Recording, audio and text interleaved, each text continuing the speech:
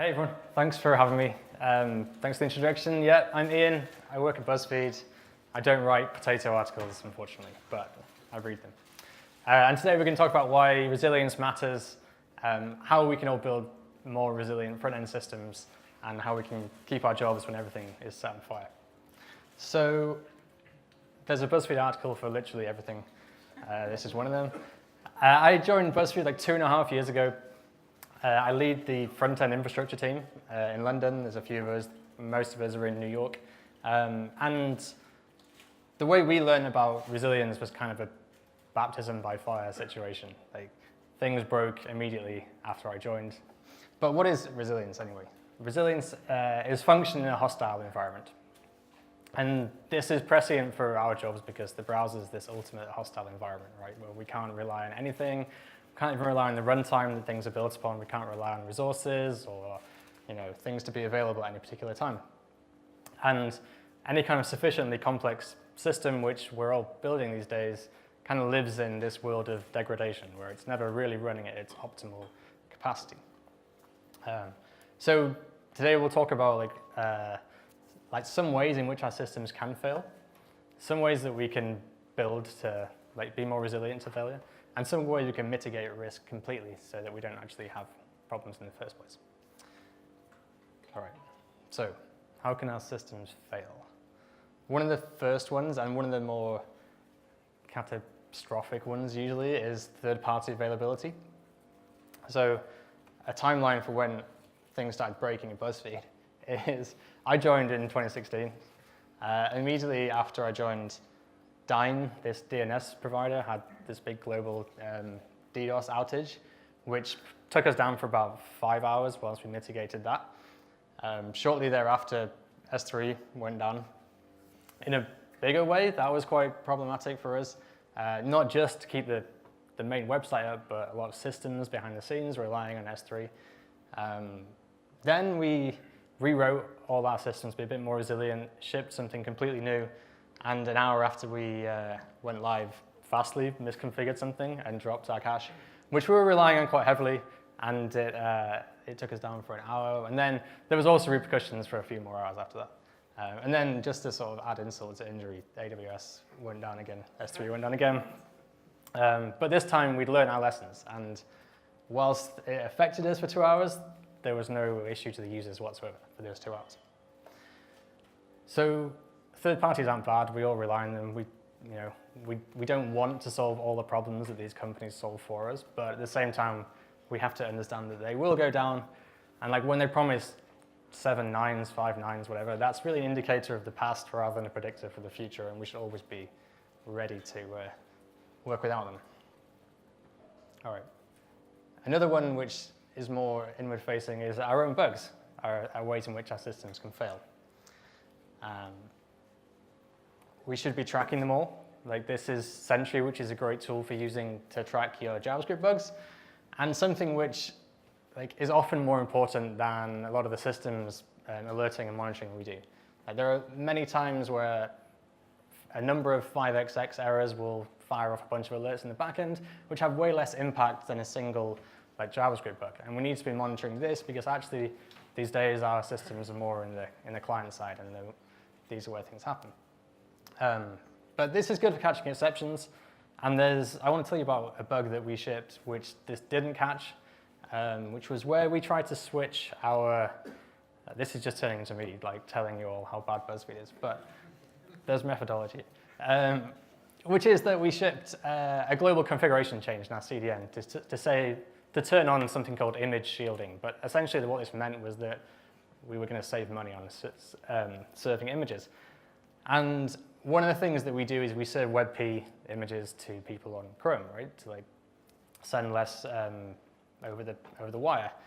And we only send that to Chrome because it doesn't work in Safari or whatever. And when we shipped this configuration change, we sent WebP to everyone. And suddenly, images weren't working in Safari, for example. And we couldn't see this in our errors because when an image that fails to load, it's not an exception, it's just an event, it fires.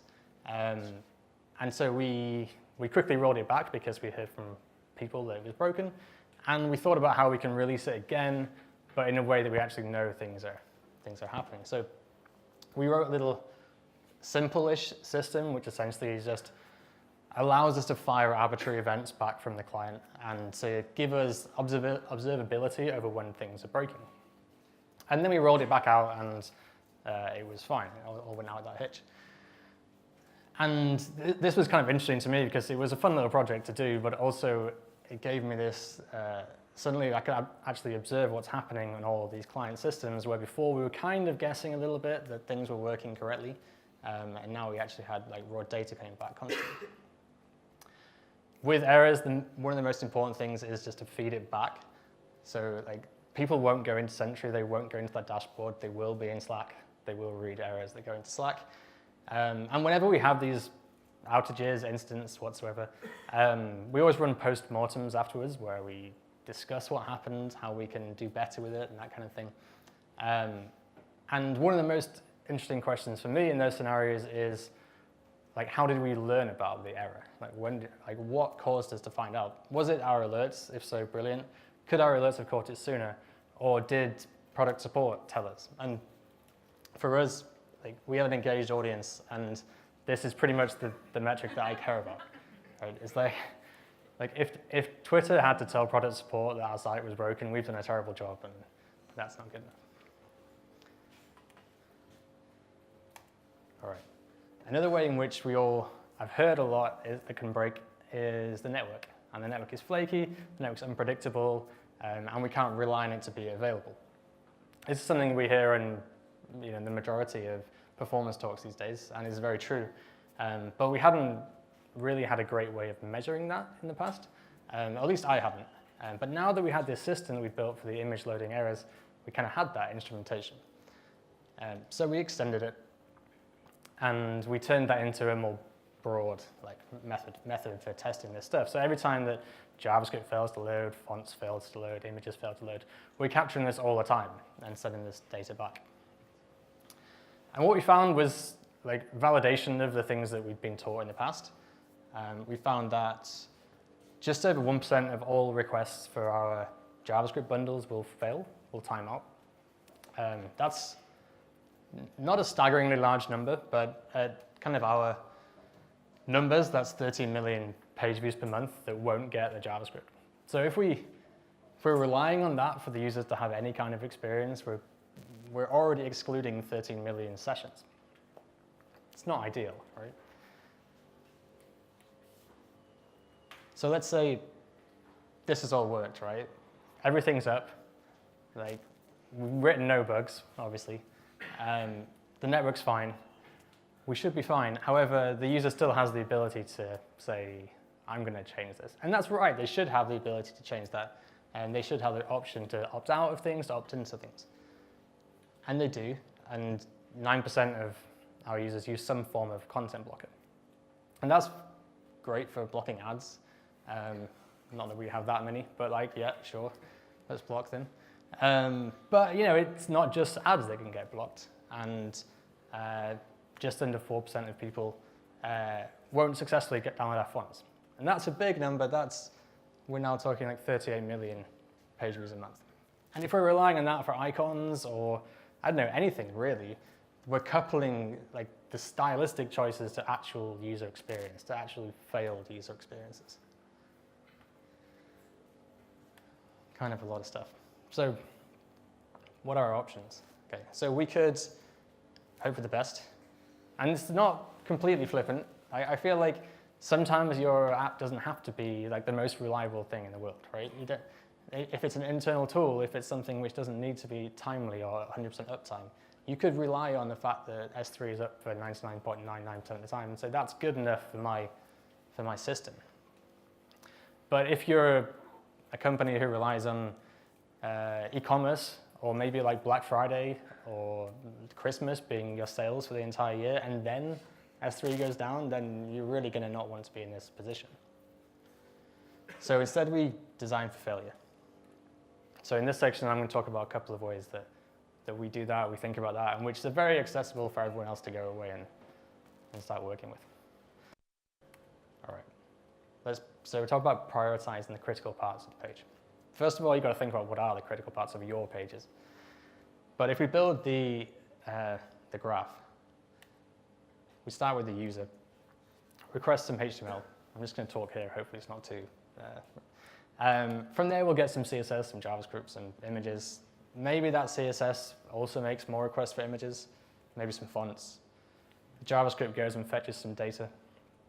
Maybe that data comes back, we use some templates, stick it in the DOM, and we request some images. We build up this network graph of what's required. And if we have to get down to the bottom, to the green part, before we have a workable user experience, we're kind of relying on a lot of things going right for us to get this. Alternatively, if we can give an experience right at the top, and then the rest is just the gravy on top, then we're in a much better position to at least allow this basic level of interactivity, basic level of user experience. And on BuzzFeed, the main thing is the article that we care about. I tried to find a temporarily relevant. And if we just get that first bit of the graph for us, it looks like this, which is fine. It's not great. It's not going to win any awards, but it's a starting point, and it's actually like the minimum you can get as long as you can get that first request through. So for us, we focus on the article. That's not always going to be the case. If we take this website, and I might be wrong about this, because people can correct me in this room, but I would imagine that the most important part is a form.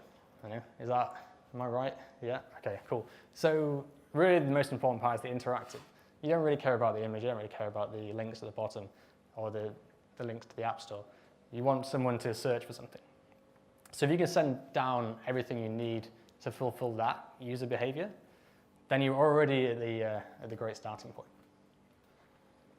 And you can do that in that first request. Okay. The second thing is to make errors a first-class citizen. And this is about designing your errors. And it doesn't mean designing like what the error message will look like. It means designing the failure states. Like, what does your app look like when certain things fail? Or, other words would be like something broke. Do I need to tell a user? Should I tell them this has happened? Or can I get away with the app just, being in a different state? For example, this article we have on the right-hand side, we have this BuzzFeed News module, which is loaded in separately. And if this fails, do we need to tell the user? Do we care? Should we just instead slide that up and get on with it? And maybe some users will care. Maybe some users will notice, the majority won't. We need to know, as engineers, we should be beaconing back that has caused an error. But for all intents and purposes, that page is fine. That page still keeps going. On the flip side, this is our CMS, which is publicly accessible. Anyone can go and write BuzzFeed posts, which is terrifying to me as a reliability person. However, if you fail to publish correctly, we can't just pretend that it worked, right? In that situation, we have to think about failure states being more in your face. And we can put up something big, but we can also think about how it falls back. We can save something to local storage and say you can come back later and finish it off. There are ways in which we can accept this, build for it, and give some kind of user delight. All right. So that's some ways to think about designing for failure. But what about avoiding it altogether? That would be even better, right? There are certain ways we can mitigate risk. I'm going to talk about two ways. They're kind of high-level principles, ways that you can take away and expand on and think about better ways of working it. And the first is building in redundancy. So we can use S3 as an example here. In this situation, we have this asset server, right? And for us to render the page, we make a request to this server. And ideally, that returns some CSS, and then we can show the page. But this server is on fire, right? So instead, we return nothing, and the page is blank, right? This is the situation that a lot of sites were in when S3 went down.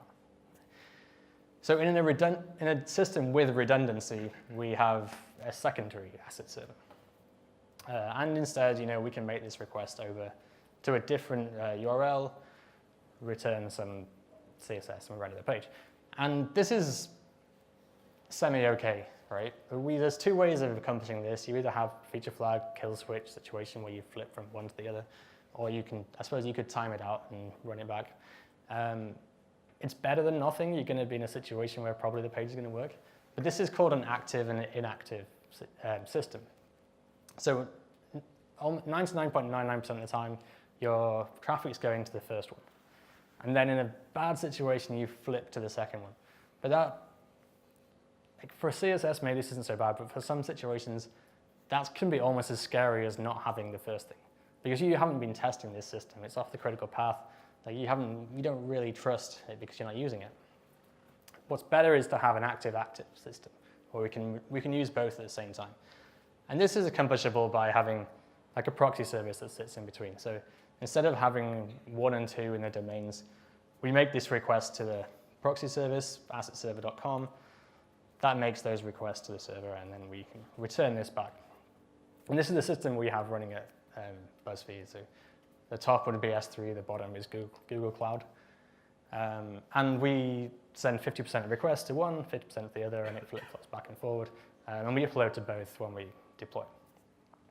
And this meant that the second time S3 went down, like I didn't get buzzed, like nothing happened, it was fine. We moved on.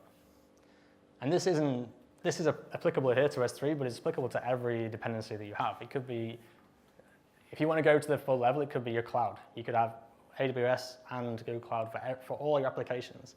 Or you could, if you use an image service, maybe to resize images dynamically, what happens if that one goes down? Are you going to serve like images with no resizing, no images at all? Like you can think about ways that you have this. And we've identified like pretty much every single dependency we have, and we have redundancy for both, because we've learned from experience that they go down. So the second way we can be mitigating risk is serving stale content. So stale content is a term to describe content that's not delivered from your servers. So it's not guaranteed to be the freshest data you have available. And we can make it look a little like this. We can use a CDN in front of our server and use that to carry some of this load. So we make a request, it goes to the server. We send that back to the CDN, and we send back some cache control headers, and we say, you hang on to this for a day, whatever it might be. That gets sent back to the user, and then the next time that the request is made, we don't have to go all the way back to the server, we can just go to the CDN. And at this point, that content that's being served to the user is stale. Like it's no longer coming from us, so we don't know if it's the most up-to-date. But for the most part, we can be happy with that. We can be okay, particularly if this server's on fire. Right? We're in a much better situation. And most CDNs can be configured with this surrogate keys for cache control. And there's some extra keys we can add as well, like stale whilst we validate. So if I go and fetch some fresh copy, I can keep serving the stale content whilst I'm waiting for that fresh stuff. And crucially, stale on error. So in this situation, we go like again, now it's on fire. Because the CDN won't get a good response back from the server, it will just keep serving that stale content, even though it's running out. Like even if you cached it for a minute and it's now been 24 hours, we can still keep serving it. This is a super useful tool. And it's good for a couple of reasons. One is like the users can see stuff. That's great, obviously. The second is that when you're in an incident situation where something's on fire, this gives you breathing space to make good decisions. And like, it can be kind of scary and terrifying to make these calls when everything's burning around you. And if you know that people are getting an experience, like you can just take a step back, think about the best way of solving the problem and going forth. Yeah. What if this request doesn't work though? Oh, did that go up? Yeah. What if this request doesn't work, right? The network's going to fail like less than 1% of the time, but still. Well, we can introduce another cache for stale content. We can stick a service worker in there. And we can use that to store stale content and deliver that if we can't even go to the CDN. And I'm not going to go into like this. There's so many good blogs and articles about techniques for using this. But this is essentially the same concept. All right. So we talked about, everything's going to fail. Sorry, like it happens. Some ways in which we can design for that, design for your systems to work, particularly if you rely on third parties, which could hinder your entire business. And some ways in which you can mitigate risk altogether. And because I work for BuzzFeed, there's been 0 GIFs in here. That's a bad job. So I will just summarize by saying, be like these people. And yeah, thank you.